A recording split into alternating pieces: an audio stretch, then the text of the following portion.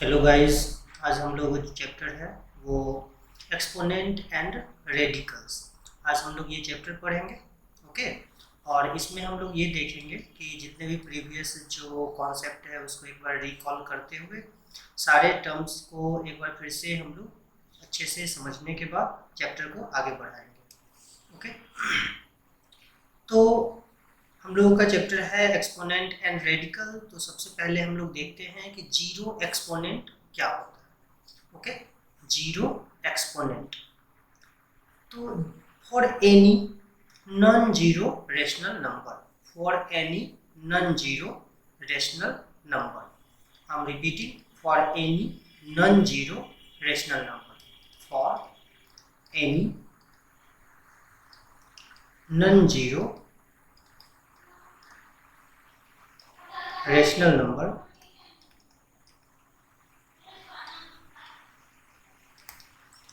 for any non-zero rational number x, for any non-zero rational number x, we define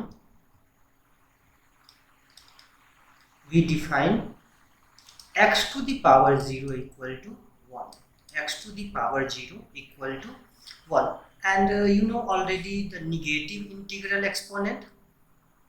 इसमें तो आपको पता ही है कि किसी भी नंबर पे जीरो यदि पावर होता है तो उसका वैल्यू क्या आ जाता है, 1 आ जाता है। तो अब हम इस टर्म्स को हम लोग डिफाइन करने के साथ साथ ये देखेंगे भी कि कैसे x to the power 0 equal to 1 होता है। तो सबसे पहले हम लोग ये देख लेते हैं कि जो प्रीवियस जो कुछ टर्म हम लोगों ने 7 क्लास में पढ़ा था उसको एक बार फिर से रिमाइंड करने का प्रयास करेंगे। तो you know already x to the power minus m is equal to 1 by x to the power m। okay, ये आपको पहले से पता है, this is already known। and you know the laws of exponent, laws of exponent।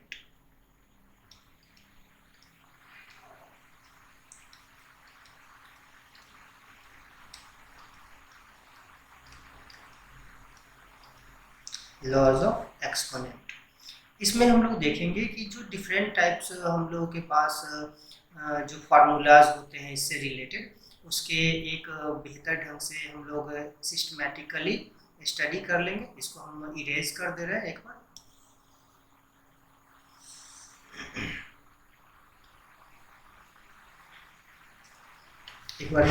हम लोग इसको erase कर लेंगे और फिर देखेंगे नेक्स्ट। चलो अब हम लोग देखते हैं laws of exponent.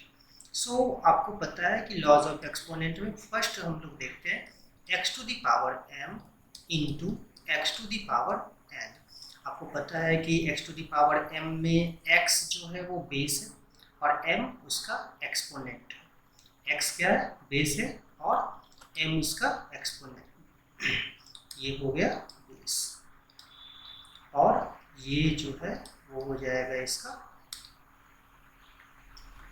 Exponent. Got it. अच्छा, सिमिलरली आपको ये पता है कि यहाँ x जो है वो बेस है और n एक्सपोनेंट। प्रॉब्लम नहीं। अब इसमें हम लोग देख रहे हैं क्या कि x to the power m into x to the power n, x to the power m into x to the power n is equal to x to the power m plus n। No problem. इसमें हम लोग ये बताने का प्रयास कर रहे हैं that if base are same, you know here is base are same, दोनों का बेस क्या है, x ही है, और प्रोडक्ट फॉर्म में base are same. So we can write if base are same and in product form, ये ध्यान रखना है, and in product form then you know यहाँ हम लोगों को क्या मिला कि दोनों का बेस जो था वो सेम था और प्रोडक्ट फॉर्म में था, मतलब मल्टीप्लिकेशन फॉर्म में था। Then power would be added, power क्या हो जाएगा, ऐड हो जाएगा। सो यहाँ पर हम लोग देख रहे हैं कि पावर क्या हो गया, ऐड हो गया। So we can take an example, okay, we can take an example such as, let it be 5 to the power 6 into 5 to the power 8, you know यहाँ क्या है, बेस क्या है 5 है और क्या प्रोडक्ट फॉर्म में है एंड इसका पावर जो है 6 है और 8 है। So we can write 5 to the power 6 plus 8, you know. देखिए यहाँ पे जैसा आपको यहाँ दिख भी रहा है कि जैसे x जो था वो बेस था, तो यहाँ 5 है वो बेस है, यहाँ m जो है वो एक्सपोनेंट है, यहाँ 6 एक्सपोनेंट है, फिर यहाँ x जो है वो बेस है तो यहाँ फिर से 5 और n जो है वो एक्सपोनेंट है और यहाँ 8 जो है वो एक्सपोनेंट है। सो अगर एक्सपोनेंट ऐड हो जाएगा, you know, if it is in product form then power would be added. So I am writing here that 5 to the power 6 plus 8, 5 to the power 6 plus 8. So you can write 5 to the power 14. This will be the answer for this particular equation, you know, first expression. Okay, so this one is the first law, law of exponent है, ये पहला था और इसका हमने एक example से भी आपको समझा दिया। हम लोग और भी एग्जांपल ले सकते हैं। I'm repeating one more example we can take. I'm erasing this one. चलिए एक इसको इरेज करते हैं, फिर अगला एग्जाम्पल।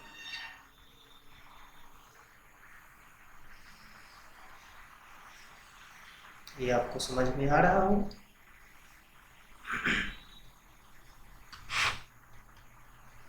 तो हम लोग एक नेक्स्ट एग्जाम्पल भी लेकर के देखते हैं। ओके, तो हम लोग नेक्स्ट एग्जाम्पल एक और लेते हैं इसका। जैसे let it be 6 to the power 7 into 6 to the power 7। उस समय तो हमने एग्जाम्पल लिया था जिसका कि पावर जो था वो डिफरेंट था, यहाँ पर पावर सेम है और बेस भी सेम है। कोई बात नहीं, फिर से हम लोग वही यूज करेंगे जैसा 6 to the power 7 plus 7। Why?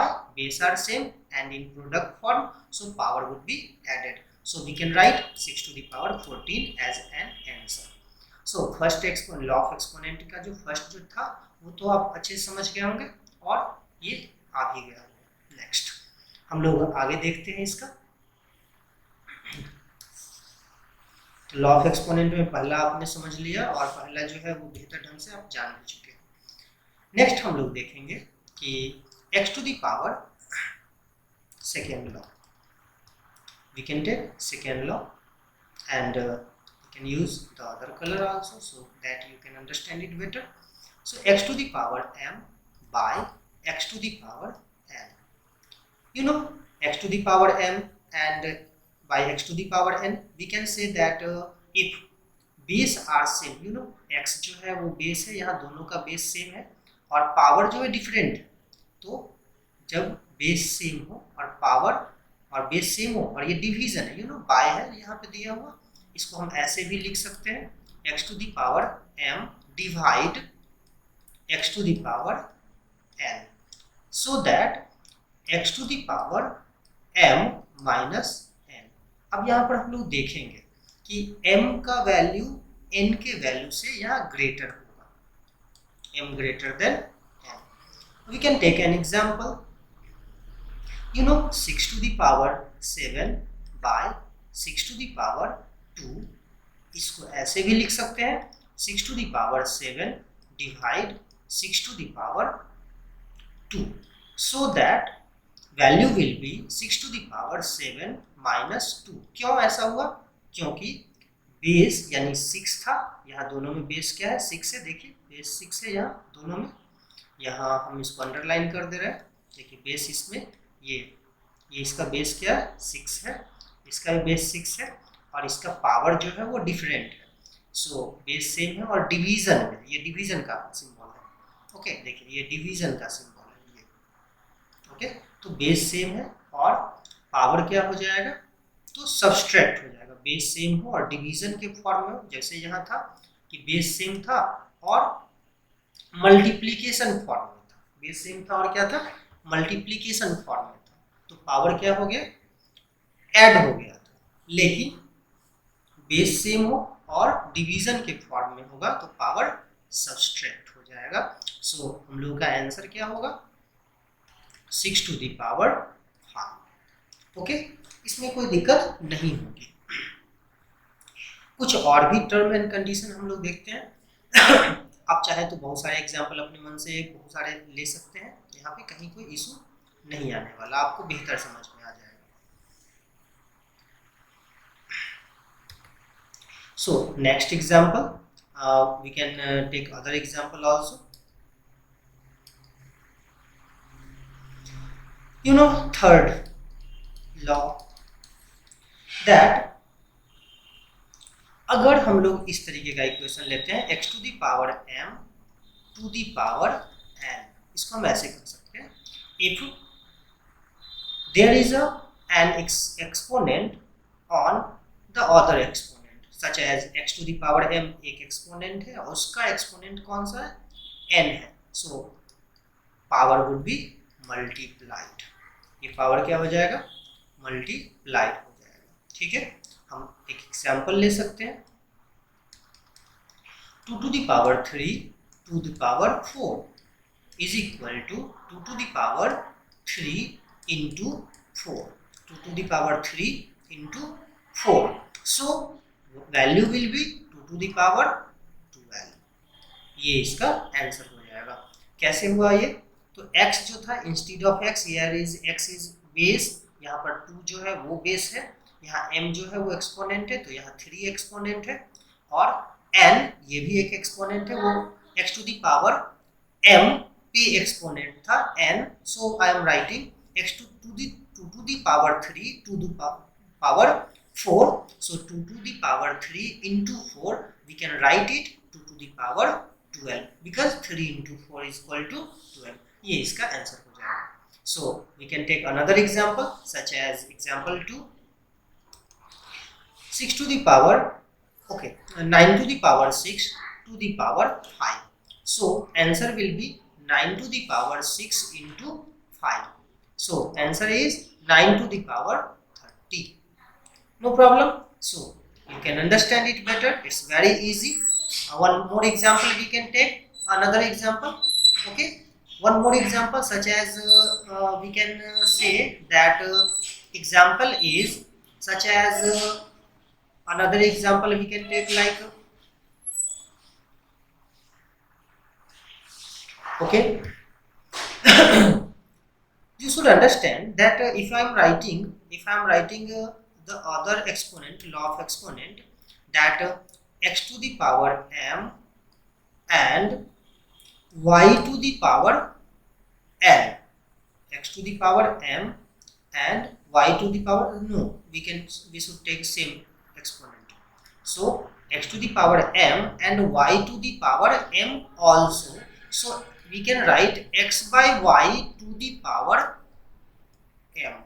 क्यों ऐसा हुआ, क्योंकि आपको पता है x पे भी पावर m है और y पे भी पावर m ही है, तो हम लोग x by y दोनों के पावर को m लिख सकते हैं। So we can take an example, you know, example से हम लोग अच्छे से समझ पाएंगे।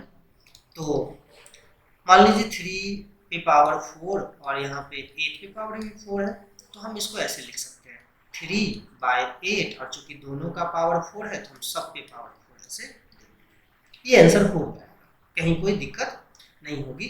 और बहुत सारे एग्जाम्पल आप ऐसे ले सकते हैं, लेकिन एक बात यहाँ पर आपको याद रखना पड़ेगा, दैट इसमें ध्यान क्या रखना पड़ेगा कि आपको पता है रेशनल नंबर के बारे में already, according to you know rational number, any number which can be written in the form of p by q and q must not be 0, it should not be 0, so y does not equal to 0, it means यहाँ y जो है x by y तो दिया हुआ है, x by y में y क्या होना चाहिए, 0 कभी भी नहीं होना चाहिए।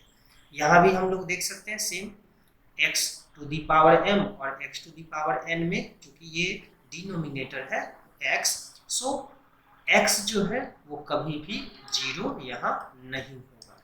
ये बातें आ गई होंगी समझ में। आई थिंक बेहतर ढंग से ये समझ में आ गया होगा। ये बेसिक जो लॉ था वो था, और ये अगर आ गया होगा तो नेक्स्ट जो है आपके पास जितने भी क्वेश्चन इस तरीके के आएंगे आप आसानी से उसको समझ पाएंगे। Got it? So we will see the other videos in next. Okay, thank you.